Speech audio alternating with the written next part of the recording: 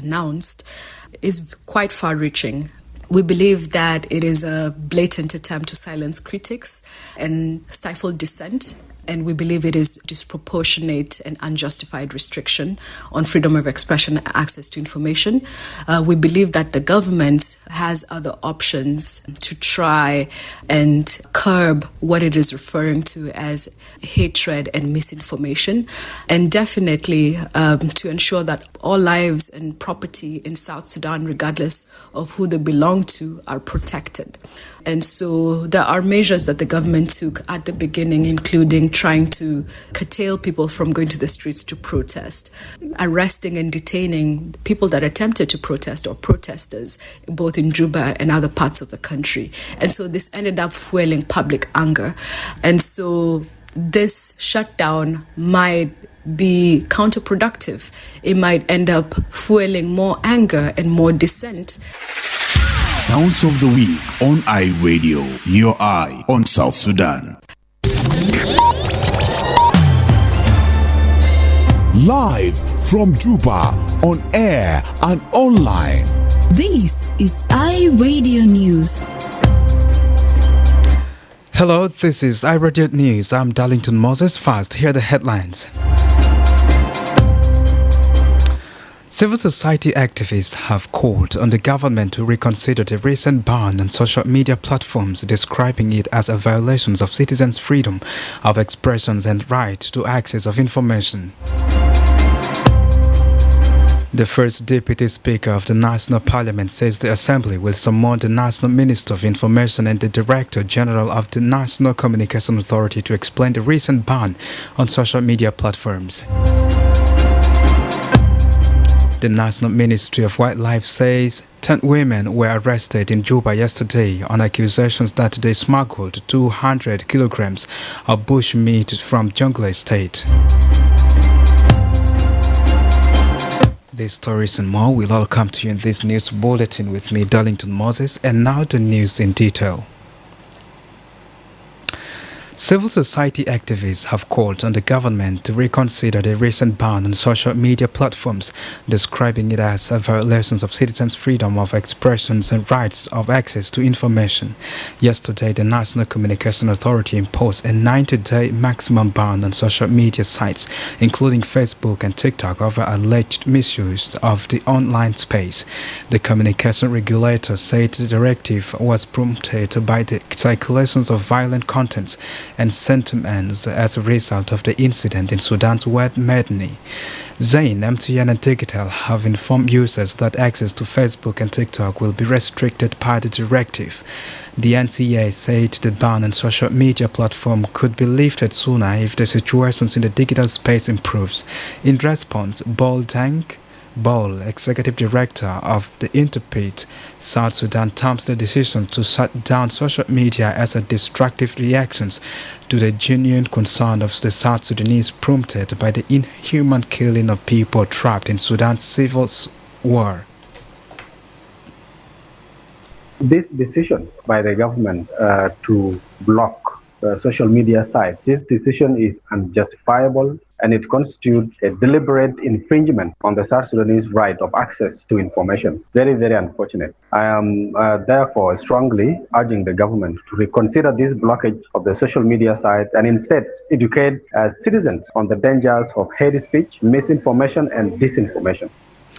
On his part, Manyang Gatwech, the Executive Director of Center for Peace and Advocacy, CPA, said the move violates the rights established in the Constitution. Article 24 of the Constitution states that every citizen has the right to freedom of expressions, including the reception and disseminations of information publications and access to the press without prejudice to the public order, safety, or morals as prescribed by the law. Manyang says the action is likely to tarnish the nature and the image of the current administrations. Suspending and imposing the restriction on Facebook and TikTok application is a violation of citizen rights in South Sudan. This move violates the established in Article 24 and 25 of the Transitional Constitution as amended. The Act taken by the government of South Sudan is likely to tarnish the image of the current administration. Therefore, these leaders are denying services such as access to social media platform, Meta and TikTok. The first Deputy Speaker of the National Parliament says the Assembly will summon the National Minister of Information and the Director General of the National Communication Authority, NCA, to explain this recent ban on social media platforms. Honorable Nathaniel Oyet says the legislature was not consulted on the government decision to impose a 3-month suspension on social media platforms, including Facebook and TikTok. Oyet emphasized that while the executive has the mandate to initiate and implement policies, such actions must align with the country's constitutional framework, particularly the Bill of Rights. He says the ban is unjustifiable, although the NCA attributed the decision to the circulations of graphic content and misinformation related to atrocities in Sudan West Medni. Honorable Oyet argues that social media platforms have been vital in exposing such incidents and ensuring timely access to information. He spoke to iRadio this morning. Of course, after studying the step taken by the executive through the communication authority, we are going to summon the Minister of Information and also the authority. They will come and give accounts of why they shut down the social media, the rationale, and whether this is not going to affect the revenue collection, and whether this is not going to affect the flow of information that we get from the Sudan, and whether the Bill of Rights is not infringed. Meanwhile, the Human Rights Watch has criticized the government's decision to suspend social media platforms for 3 months, describing it as a significant step towards suppressing dissent and controlling public discourse. Nyagwa Tutpour, Africa researcher at Human Rights Watch, expressed concern over the shutdown, stating that it suppresses free expressions and denies citizens a crucial platform for accessing information. In a statement to iRadio this morning, Nyagwa called on the government to immediately lift the social media ban. She says the government must ensure that any measures addressing insecurity and national security are transparent, proportionate, and also consistent with international human rights law. This ban on social media that the National Communications Authority has announced is quite far-reaching. We believe that it is a blatant attempt to silence critics and stifle dissent. And we believe it is a disproportionate and unjustified restriction on freedom of expression and access to information. We believe that the government has other options to try and curb what it is referring to as hatred and misinformation, and definitely to ensure that all lives and property in South Sudan, regardless of who they belong to, are protected. The National Ministry of Wildlife says the 10 women were arrested in Juba yesterday on accusations that they smuggled 200 kilograms of bush meat from Jonglei State. Lieutenant General Hamis Diang, the Director General of the Wildlife, says the arrest was made after wildlife officers suspected a Land Cruiser Toyota vehicle to be carrying the animal remains. He says the vehicle was detained and searched at the ministry headquarters, and 200 kilograms of bush meat were discovered. General Hamis stresses that women are now being employed to smuggle wildlife products because they are not thoroughly searched at checkpoints. He stressed that ministry is currently planning to open a police case into the matter. General Jiang spoke to iRadio this morning. It happened that, was yesterday, that the vehicle loaded with meat came, and then it was arrested by our people here, in Juba here. So it was brought to the headquarters, was searched, we found a lot of meat, not less than 200 kilograms of something of that kind. the people involved in this smuggling were ladies, unfortunately. But this is a method we are used to. They normally, employ ladies to transport this type of things because there can be excuse or, exceptional case can be, measures can be taken. We were arrested and we are on the proceedings now opening a police case and then the law will take its role. 10 ladies. No, it was just inside Juba here, for the Juba village here. This is from the military here. General Adiang adds that the ban on checkpoints has affected the work of the ministry and provided an opportunity for the smuggling of bushmeat.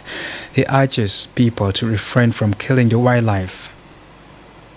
Our function, our monitoring of meat transportation or wildlife product transportation to the capital of our country, Juba, was somehow affected by the closure of the checkpoints. And I think the checkpoints meant by the Republican degree was for those checkpoints who charge vehicles. They take money, but in our case, we don't take money. You see, we just check the vehicle whether it's some wildlife products or not. If not, then it will just proceed. So what happened? We have been affected, and now Juba is full of meat coming from, especially from Bor, from Jungule State. We made an experiment of trying to establish a database in Bor. You see, in 2 months, 7,500 heads have been killed. So, if we go with the same trend, we will not find a single animal after 5 years or 10 years to come. So, I'm just urging people to at least try to revise this system they are using. This is iRadio News. The Minister of Foreign Affairs has called on the United Nations Security Council to join the call for credible investigations into the recent killing of South Sudanese civilians allegedly by the Sudanese Army forces in West Medani City, Al Jazeera State, after the recapture of West Medani on January 11, 2025. Footages were published on social media of dead South Sudanese nationals in civilian clothes. The atrocities have raised concerns about the safety of thousands of South Sudanese nationals who are now stranded in the war-torn neighboring country. The incident prompted angry youths in South Sudan to go on the street of major towns to voice their anger and demand for justice. Others attacked a number of Sudanese-owned shops in markets in Juba and Awil in an apparent reprisal for the incident. Foreign Minister Ramadan Mohammed Abdallah Goj thanks regional blocs for condemning the Sudan incident. Addressing a meeting on strengthening African leadership in counter-terrorism and advancing sustainable peace and security, Goj says they expect the United Nations Security Council to also join the call for justice. Act of terrorism has been a story of South Sudanese during their struggle days, but last week we have seen a live act of terrorism by the inhuman killing of innocent South Sudanese in Sudan when the Sudanese army and their allied group took over Medani. South Sudanese were brutally killed, and we thank the African Union and the chairperson of East Africa Community, IGAD, for their condemnation of what happened to our people, and we call upon the Security Council to join us in our call for the investigation on the killing of our South Sudanese people in Sudan. So far, the Sudanese military government has informed that they formed a committee that was already sworn in to investigate the atrocities, according to the head of the committee, Yashir Bashir al-Bakhari, who is the first assistant to the Attorney General of the Sudan. And before the international scenes, the Deputy Speaker of the Council of State has raised a concern about the lengthy delay in releasing the 2022 environmental audit for oil-producing areas in a meeting with President Salva Kiir yesterday. The environmental audit was commissioned in 2022 by the Ministries of Petroleum and Environment, which contracted 3 companies to carry out the assessment. This was as a result of what environmentalists say is widespread experience, environmental damage, deforestation, soil and water contamination, and health issues in and around South Sudan's oil-producing areas. Both local and international communities and campaigns groups have reported widespread environmental pollutions as chemicals from oil wells are said to have been washed to settlements by flood waters, leaving animals and people affected. There are recurrent cases of women giving birth to deformed babies and stillbirths in the oil-producing areas, a situation linked to alleged pollution. The office of the president said yesterday that Honorable Mary Ayan made a briefing on the continued delay in the release of an environmental audit of oil-producing region, which is necessary in order to address the health conditions of the locals. The Petroleum Ministry hired 3 international companies to conduct the environmental audits at Block 3 and 7 in Palwaj of Upper Nile State and Blocks 1, 2, 4 and 5A in Unity State. They were tasked to determine the extent of environmental pollutions being felt in the areas and recommend best practices to curtail the immense impact on the oil-producing states. In May 2024, the Minister of Environment, Josephine Napon, told the Parliament that the audit report on the oil fields was almost complete, but that the contracted firms withheld the findings due to non-payment of their dues. But contrary to Napon's claim that the companies were not paid, lawmaker Mary Ayan disagreed, stating that the joint operating companies already contributed money for the audit. She asked the Parliament to question the Ministry of Petroleum about the whereabouts of the money and why the companies were not paid. This is iRadio News. Northern Bahr el Ghazal Governor Simon Aber Mawood has called on displaced Sudanese nationals to return to their homes, assuring them of security escorts and additional government protections. Governor Mawood also announced the suspensions of house-to-house searches for looted property and also declared the reopening of Awil's main market to boost economic activities in the state. In a statement yesterday, Mr. Mawood's office says traders are permitted to operate from morning until 4 p.m. daily for the next 2 weeks. He urges individuals whose property was unlawfully confiscated during the searches to come forward with proof of ownership to have their belongings returned.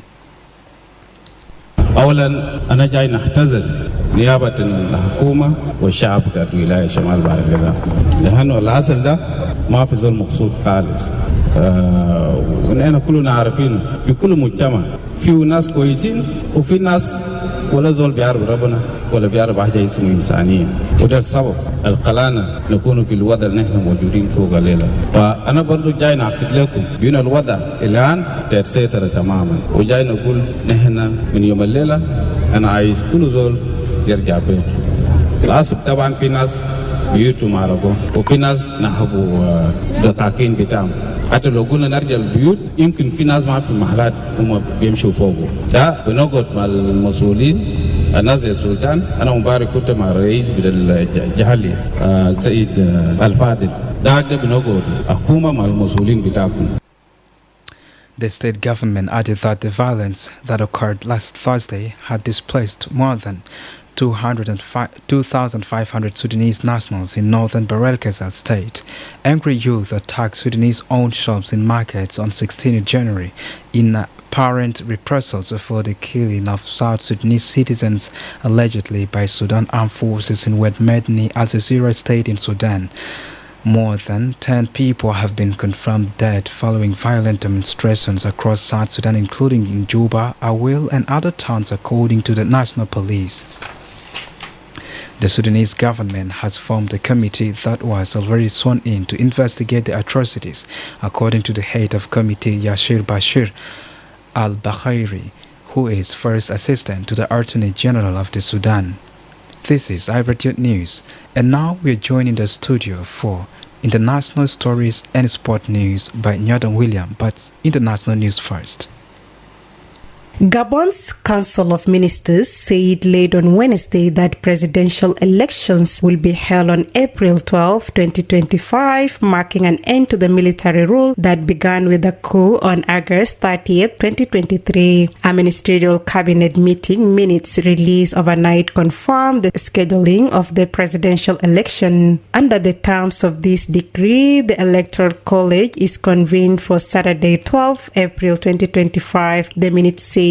Elsewhere, the former South Korean defense minister charged with insurrection for his role in a short-lived martial law attempt told a court on Thursday that he wanted a broader military deployment but was overruled by President Yoon Suk-yeol. Kim Yong, who resigned after the December 3rd martial law and is now jailed, testified before the nation's constitutional court, which is deciding whether to reinstate or fully remove Yoon from power after he was impeached on December 14th. Central to Yoon's defense is that he never intended to impose military rule, using the decree only to break political deadlock. And finally, NATO Secretary General Mark Rutte on Thursday called for US to continue supplying Ukraine and said Europe will pay the bill. Speaking at an event at the World Economic Forum in Davos, the NATO chief said the alliance must invest more in defense, ramp up defense, industrial production, and take on a bigger share of spending on help for Ukraine.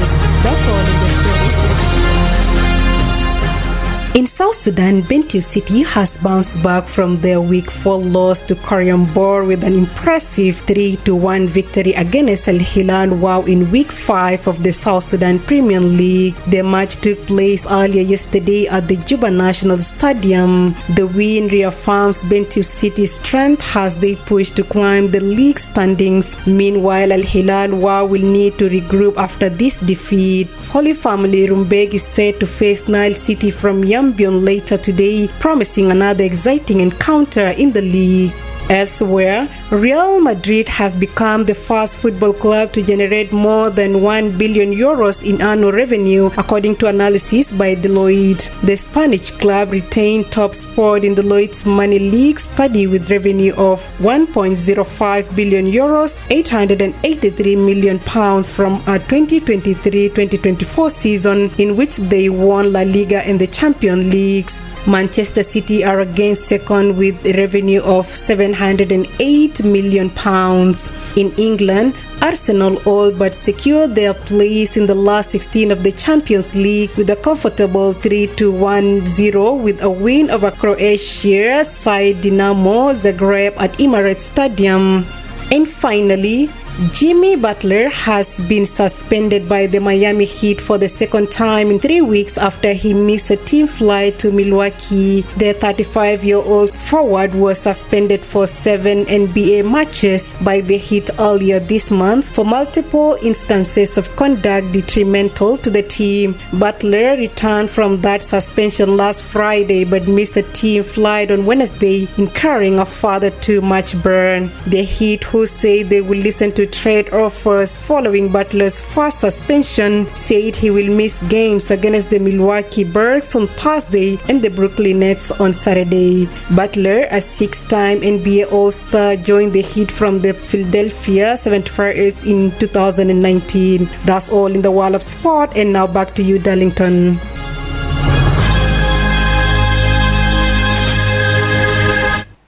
And that was Nyadong William for stories making headlines in the African region and beyond, and also some important sport roundups.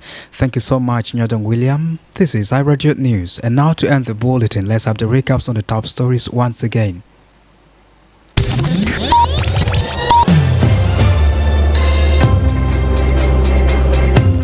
Civil society activists have called on the government to reconsider the recent ban on social media platforms, describing it as a violation of citizens' freedom of expression and right of access to information.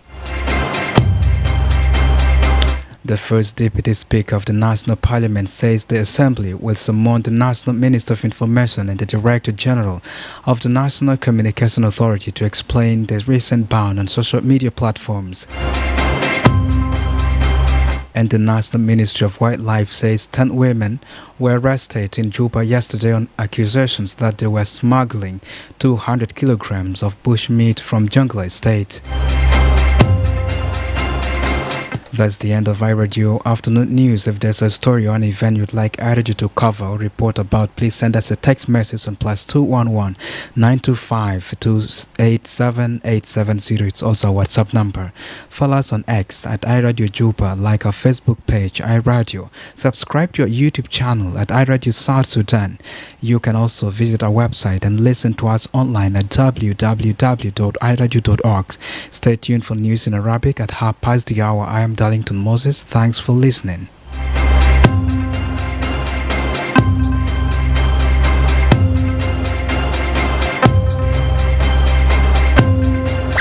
Sounds of the Week on iRadio.